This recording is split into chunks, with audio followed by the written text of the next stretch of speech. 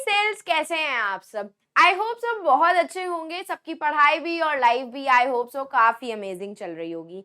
मैं हूं आपकी अपनी Khushboo ma'am, biology master teacher at Vedantu. और आज के इस छोटू से सेशन में हम रिवाइज करेंगे रेस्पिरेशन टॉपिक को from your chapter life process. Let me tell you, respiration का टॉपिक जहां आपके मिड टर्म्स के लिए इंपॉर्टेंट है, वहां पे आपके बोर्ड्स के लिए भी इंपॉर्टेंट है। तो मेक श्योर जरूर करना कि आप इसे पढ़ना और अच्छे से रिवाइज करना ना भूलें। चलो तो लेट्स स्टार्ट आवर सेशन कि भाई एक्चुअली में रेस्पिरेशन होता क्या है। तो रेस्पिरेशन अगर हम वर्ड की बात करें ना, तो एक्चुअली अ बायोकेमिकल प्रोसेस। ये क्या है? एक बायोकेमिकल प्रोसेस है जिसमें हमने डाइजेशन में पढ़ा था कि हमारे जो कार्बोहाइड्रेट होता है वो फाइनली किस में ब्रेक डाउन होता है? ग्लूकोज में। तो ये हमारी बॉडी इसी ग्लूकोज का क्या करती है? ऑक्सीडेशन करवाती है, इसी ग्लूकोज का ब्रेक डाउन करवाती है और इससे हमारी क्या बनती है? एनर्जी रिलीज होती है। इसी पर्टिकुलर प्रोसेस को हम रेस्पिरेशन बोलते हैं। तो respiration is actually the oxidation of glucose to release the energy in the body of the living organisms. ये जो रेस्पिरेशन होता है ये एक तो बायोकेमिकल प्रोसेस है जिसमें से सबसे पहली चीज जो आपको जरूरत पड़ेगी that is the gaseous exchange की, ऑक्सीजन की। क्यों? क्योंकि ये जो ऑक्सीडेशन होता है आपका हमारी बॉडी के अंदर, पर्टिकुलरली ह्यूमन बींग्स की बात करें हम, तो ऑक्सीजन की प्रेजेंस में होगा। तो सबसे पहला स्टेप यहाँ पे गैसियस एक्सचेंज का हो जाता है, जहां पे हमारी बॉडी क्या करती है? ऑक्सीजन इनहेल करती है, एल्वियोलाई ऑफ द लंग्स में वो गैसेस एक्सचेंज होती हैं और यही ऑक्सीजन को फिर क्या किया जाता है? आपके ब्लड के अंदर ट्रांसपोर्ट करके हर एक बॉडी सेल्स तक पहुंचाया जाता है, जहां पे आपका दूसरा प्रोसेस होता है that is the oxidation of simple molecule glucose. ठीक है, तो ये दो प्रोसेस आपको रेस्पिरेशन में इन्वॉल्व देखने के लिए मिलेंगे। पहला प्रोसेस आपका गैसियस एक्सचेंज होता है जिसमें हमें ब्रीदिंग पढ़ने के लिए मिलता है, और दूसरा प्रोसेस आपका रेस्पिरेशन होता है। तो अब ये रेस्पिरेशन कितने टाइप्स के होते हैं? ये रेस्पिरेशन आपके दो टाइप्स के होते हैं। एक होता है एरोबिक रेस्पिरेशन जो प्रेजेंस ऑफ ऑक्सीजन में आपको देखने के लिए मिलता है, और एक होता है एनारोबिक रेस्पिरेशन जो आपको एब्सेंस ऑफ ऑक्सीजन में देखने के लिए मिलता है। और उससे पहले आपका ब्रीदिंग का प्रोसेस होता है, जो अभी मैंने आपको बताया कि एक फिजिकल प्रोसेस है और लंग्स के अंदर स्पेसिफिकली होता है और कहीं भी नहीं होता है।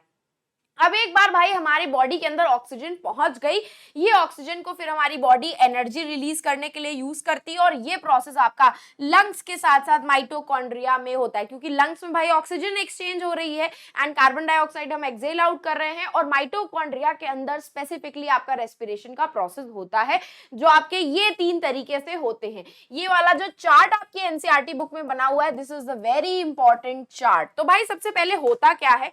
सबसे पहले हमारी बॉडी में कार्बोहाइड्रेट को ग्लूकोज में कन्वर्ट कर दिया गया। यही ग्लूकोज जो होती है हमारी बॉडी पायरुवेट में कन्वर्ट करती है। कहां पे? साइटोप्लाज्म के अंदर। ये लोकेशन आपको याद रखनी है कि 6 कार्बन मॉलिक्यूल 3 कार्बन मॉलिक्यूल में कन्वर्ट होता है, और यहाँ पे भी 2 एटीपी नाम की एक एनर्जी रिलीज होती है। अब ये जो पायरुवेट है ना, आपके 3 तरीके से ब्रेकडाउन होता है। पहला ब्रेकडाउन इसका होता है एब्सेंस ऑफ ऑक्सीजन में, जिसको हम कहते हैं एनएरोबिक रेस्पिरेशन। ये आपका स्पेसिफिकली यीस्ट में होता है। ये प्रोसेस में एथेनॉल रिलीज होता है, कार्बन डाइऑक्साइड, और एनर्जी प्रोड्यूस होती है। कितनी एनर्जी? सिर्फ और सिर्फ 2 एटीपी प्रोड्यूस होता है यहाँ पे। ठीक है, और ये प्रोसेस भी एंटायर कहाँ पे होता है? यीस्ट के साइटोप्लाज्म में होता है। ये दो चीजें आपको याद रखनी है कि ये साइटोप्लाज्म में होता है, और इसका एग्जांपल याद रखना है। नेक्स्ट प्रोसेस जो होता है, ये स्पेशल केस है आपका एनारोबिक रेस्पिरेशन का, जो हमारी बॉडी के अंदर होता है। अभी मैंने आपको बताया हमारी बॉडी के अंदर सिर्फ एरोबिक रेस्पिरेशन होती है, लेकिन एक ऐसा पर्टिकुलर सिनेरियो होता है जहां पे हमारी बॉडी एनारोबिक रेस्पिरेशन परफॉर्म करती है, और वो सिनेरियो होता है कि जब हम बहुत ज्यादा एक्सरसाइज कर लेते हैं तो हमारी बॉडी यही पायरुवेट को मसल सेल्स के अंदर, किसके अंदर? मसल सेल्स के अंदर लैक ऑफ ऑक्सीजन, ऑक्सीजन की कमी की वजह से क्या बनाती है? लैक्टिक एसिड की फॉर्मेशन करती है, और यहाँ पे भी सिर्फ 2 एटीपी रिलीज होते हैं। और यही लैक्टिक एसिड जब आपके मसल्स में इकट्ठा हो जाता है तो हमें पेन होने लग जाता है, और ये लैक्टिक एसिड आपका धीरे धीरे करके डिग्रेड हो जाएगा या फिर कन्वर्ट हो जाएगा एनर्जी में। कैसे? जब आप अगर हॉट बाथ लोगे या फिर अगर गर्म से सिकाई करते हैं हम लोग हॉट वाटर बैग से, तो वो ठीक हो जाता है। लेकिन ये लैक्टिक एसिड जो होता है ये आपके लैक ऑफ ऑक्सीजन में मिलता है जब हम बहुत हैवी एक्सरसाइज करते हैं, और यही रीजन होता है कि हमें मस्कुलर क्रैम्प्स की प्रॉब्लम फेस करनी पड़ जाती है। एंड लास्ट में आ जाता है क्या, आपका एरोबिक रेस्पिरेशन, जो आपका बहुत इंपॉर्टेंट है। आपका यही पायरुवेट हमारी बॉडी के अंदर, किसके अंदर, हमारी बॉडी के अंदर, और स्पेसिफिकली लोकेशन आपको याद रखनी है माइटोकॉन्ड्रिया के अंदर। Mitochondria is the power house of the cell. क्यों? क्योंकि इसी माइटोकॉन्ड्रिया के अंदर यही एरोबिक रेस्पिरेशन होती है, जहां पे प्रेजेंस ऑफ ऑक्सीजन में हमारी बॉडी क्या बनाती है, कार्बन डाइऑक्साइड बनाती है, पानी बनाती है, और यहाँ पे आपकी 36 एटीपी रिलीज होता है। 2 एटीपी यहाँ पे रिलीज हुआ, 36 एटीपी यहाँ रिलीज हुआ, तो ऑल टोटल मिलाकर के टोटल आपके 38 एटीपी रिलीज होते हैं। और यहाँ से आपका क्वेश्चन बनता है कि क्या आप स्पेसिफाई कर सकते हो किस तरीके से एरोबिक रेस्पिरेशन ज्यादा सफिशिएंट होता है as compare to anaerobic respiration, या फिर एफिशिएंट होता है। इसके ऊपर क्वेश्चन भी आ चुका है, और इसी से रिलेटेड ये एक और क्वेश्चन आ चुका है कि भाई एरोबिक और एनारोबिक रेस्पिरेशन में डिफरेंस क्या होता है। एरोबिक रेस्पिरेशन आपका प्रेजेंस ऑफ ऑक्सीजन में होता है, माइटोकॉन्ड्रिया के अंदर होता है, हमारी बॉडी, हमारे ह्यूमन सेल्स के अंदर होता है।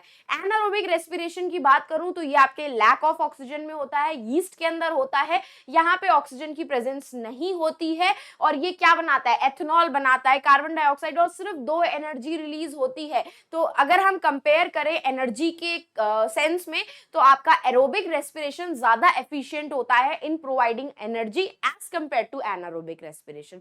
तो ये दोनों क्वेश्चन आपको इस एक पर्टिकुलर टॉपिक से बहुत अच्छे से प्रिपेयर करने हैं और पढ़ने हैं, और बस जाते जाते फटाक से जरा टेलीग्राम चैनल को ज्वाइन कर लेना है ताकि आपसे कोई भी इंपॉर्टेंट अपडेट ना मिस हो। और अगर आपको मुझे पर्सनली रीच आउट करना है तो आप मुझे इंस्टाग्राम पे रीच आउट कर सकते हैं, खुशबू_भाटिया मेरा इंस्टाग्राम का अकाउंट है। चलो, तो अब हम फिर मिलेंगे चलते चलते ऐसे ही नेक्स्ट अमेजिंग सेशन में। तो बस जाते जाते मैम के सेशन को लाइक कर दीजिएगा और चैनल को सब्सक्राइब कर दीजिएगा। Bye bye guys.